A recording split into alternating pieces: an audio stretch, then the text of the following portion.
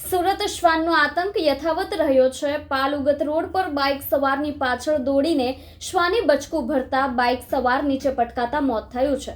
પિતાના મોતથી 6 વર્ષના બાળકે છત્રછાયા ગુમાવી હતી। સુરતમાં રખડતા શ્વાન સાથે હવે પાલતુ શ્વાનનો આતંક પણ જોવા મળી રહ્યો છે। શ્વાનના કારણે એકનું મોત નીપજ્યું છે। પાલ ઉગત રોડ ઉપર બાઇક સવારની પાછળ દોડી શ્વાને બચકું ભરતા બાઇક સવાર નીચે પટકાતા મોત થયું છે। પિતાના મોતથી 6 વર્ષના બાળકે છત્રછાયા ગુમાવી હતી। એક તરફ પાલિકા તંત્ર દ્વારા શ્વાનના ખાસગીકરણ પાછળ લાખો રૂપિયા ખર્ચ કરવામાં આવે છે, ત્યાં શ્વાનનો આતંક યથાવત રહ્યો છે। પાલ ઉગત રોડ ઉપર જઈ રહેલા બાઇક ચાલક પાછળ શ્વાને દોડીને બચકું ભરી લેતા બાઇક ચાલકે સંતુલન ગુમાવતા નીચે પટકાતા મોત થયું હતું। નમસ્તે, મારું નામ તુષાર પરમાર ગોવિંદભાઈ, જે મારો ભાઈ એક્સપાયર થઈ ગયો છે આજે, જે ઘનશ્યામ શામજી પરમાર। ગઈ રાતે એ લોકો ઓફિસ રિલેટેડ કાંઈ કામ રિલેટેડ ગયા હતા, બિકોઝ રસ્તામાં પાલ એરિયા છે ઉગટનેર, ત્યાં અરાઉન્ડ 12-12:30 વાગ્યાની ઘટના હતી।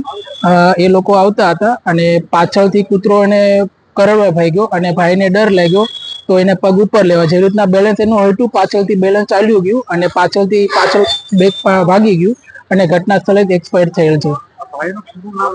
ભાઈનું નામ ઘનશ્યામભાઈ શામજીભાઈ પરમાર, ઉંમર 31 વર્ષ છે અને હાલમાં એને 6 વર્ષની છોકરી છે અને હાલમાં એને અત્યારે એના વાઇફ છે, પ્રેગ્નન્ટ છે, 6 મંથ અત્યારે એમનું ચાલે છે।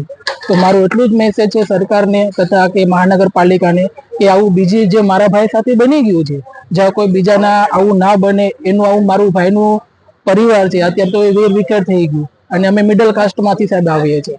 તો મારું એટલું સાહેબને કહેવાનું કે બીજા સાથે આવું ના થાય એનું ખાસ ધ્યાન રાખો। ભાઈ કઈ જગ્યા પર કામ? ભાઈ પ્રાઇવેટ કંપનીમાં કામ કરતા હતા, જે આપણે સ્પાઇન લેબ કરીને આવે છે, જે સ્વાઇપ મશીન આવે ને એમાં કામ કરતા હતા।